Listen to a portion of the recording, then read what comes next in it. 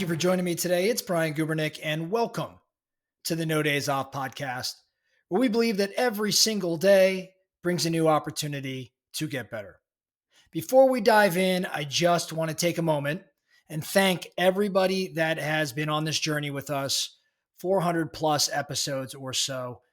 So appreciate your support, your feedback, the fact that you're sharing this with others. It's been a really, really fun time for us over the past almost couple of years now, building our content and building our audience. And I just want to personally thank everybody that does listen and in fact shares the episodes of ours that you really enjoy. Thank you very much for that. Let's get into today's topic. It's actually a review of a topic we've covered at least once before. It may not be the exact same content that I provided last time we covered this, but it's one I've been thinking about a lot because here we are getting into the holiday months. And with the holiday months comes travel. Not only that, the seasons are changing. And as the seasons change, the potential for us to get sick, well, call it what it is, it's there. So what I want to talk about are the things that you can or should be considering or doing when in fact you're on the road, when you're traveling somewhere. And again, this may be with, to visit family or to experience different things throughout the holidays. In a lot of industries right now, we're kind of in the midst of like convention season as well. So there's just a lot going on, a lot of us getting on planes and showing up at different places. And again, the weather's different. Keep in mind the likelihood of catching a cold or getting sick, it actually tends to rise in the fall and winter months. This is because of cooler temperatures, right? It weakens immune system. It's because of lower humidity, like drier air inside and outside can have an impact on your nasal passages. You're indoors more often as it gets colder. And people that tend to stay indoors, they're usually in close quarters with others, and that's potential for virus spread. And then lastly, I think there's just overall less sunlight, shorter days, less exposure to sunlight. And this leads to lower vitamin D levels and other things that impact our immune health. So let's talk about what we could or should be doing on the road to protect ourselves and maintain our energy levels. Now, I want to give a quick shout out. The individual that first turned me on to most all of these strategies is my buddy, Dr. John Toma, who many of you have either heard from or I've quoted here on the podcast, or maybe you've seen him speak in person at one of our events. So Dr. John put these must-dos together and shared them with me a handful of years ago, and here I am sharing them with you.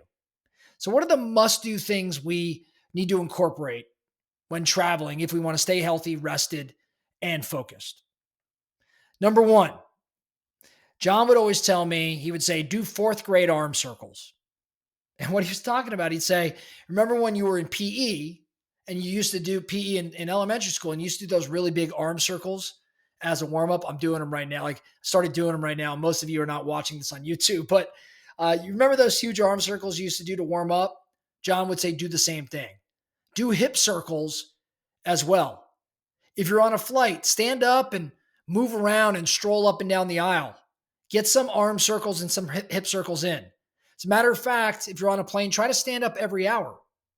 If you're in the middle seat or the window seat, John would tell you to be that passenger.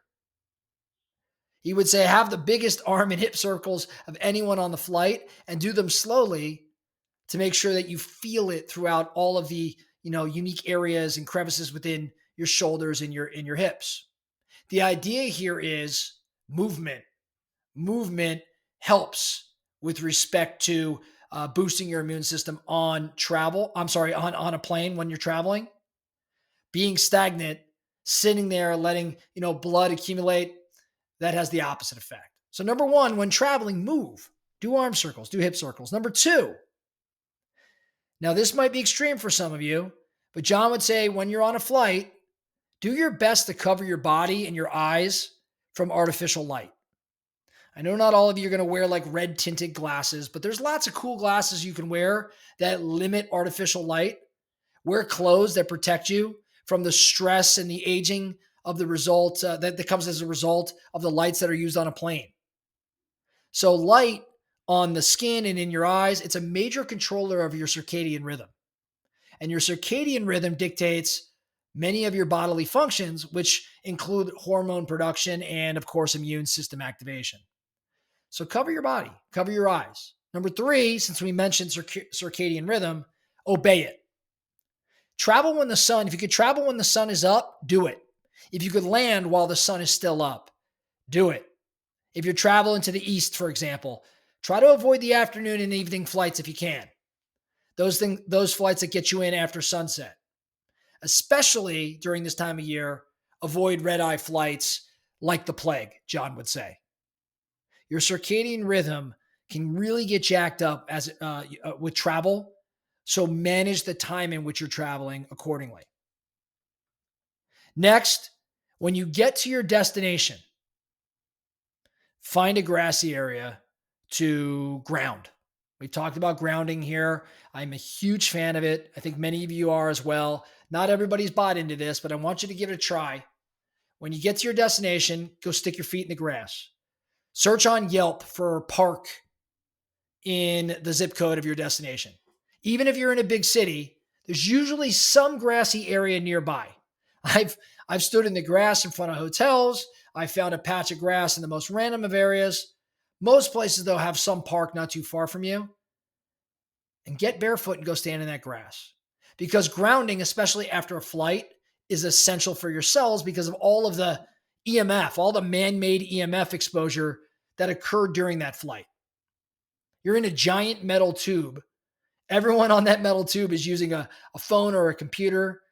You can't argue there's probably a little bit more exposure there than most places. So go ground, go offset to the greatest extent you can. It will boost your immune system. Next, after your flight, John would encourage you to fast, to not eat, especially if you land after sunset. You got to fast because fasting is a way to create the healthy process, the healthy cell process you need to get rid of what John would say are the sick mitochondria, the part of your cell that uses the light energy to turn your food into usable energy.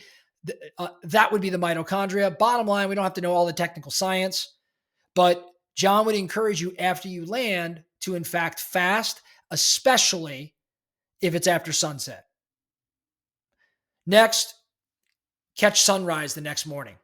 After you travel, especially if you're changing time zones, make sure you catch the next morning sunrise. Light is such a major controller of circadian rhythm.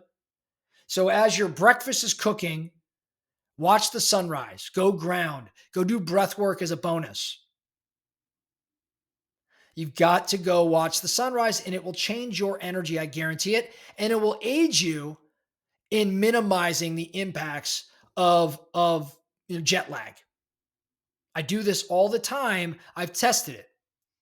I don't do all of these things perfectly, but the one that I absolutely do, the two I do are, in fact, watch the sunrise the next morning and get my feet in the grass. I am just avid about those things. Next, if you can, before you fly, search for a Whole Foods where you're going or a local health food store near your destination. Because when you land where you're going, you want to do the best you can to have food for your next day. That's not all this fast food or restaurant food or all that. I get for a lot of us traveling, like you got to have restaurant meals. Maybe you've got business meetings, whatever it may be. But to the extent that you can minimize your processed or restaurant-based food and you have your own meals in your room or at your Airbnb, it will definitely aid you in your recovery and lower the chances of you not feeling great. So head to the grocery store after your grounding at night and get some food for the next day, which leads me to the next bit of guidance. If in fact you can stay in an Airbnb with a kitchen or a hotel with a kitchen, do it. Do it. If you're visiting family or friends, take over their kitchen. Again, eating out's going to destroy your health. Most restaurants use good food, maybe substandard food. They certainly use oils in their cooking that are not the best oils for you. Even the healthy restaurants use oils that are loaded with poor quality fats and things like that. So, to the extent you can control your meals, you definitely want to do so. Lastly, uh, go ahead and have the occasional cheat food, but just be careful not to overindulge. Remember, John would tell you your cells are up against the ropes because there's less sun, because sleep's all messed up, because of EMF, because of all of these things. You're going to, again, cheat a little bit, but don't overindulge. For me, what that means is, for whatever reason, when I travel and I have a business dinner or meeting, I never order dessert. But for some reason, at those types of meetings, dessert always comes about. It's kind of unnecessary. I get you get to cheat now and again, but just be aware.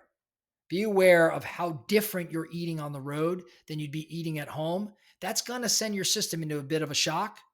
It's no surprise why you don't feel awesome. So, to wrap this up, this is something we've talked about in the past. Rather than just replaying an old episode, I thought it'd be important to talk to you about it today. Many of you are about to hit the road. You're about to be traveling. You want to maximize those opportunities. You, of course, have to be healthy, feeling great, have high energy to do that.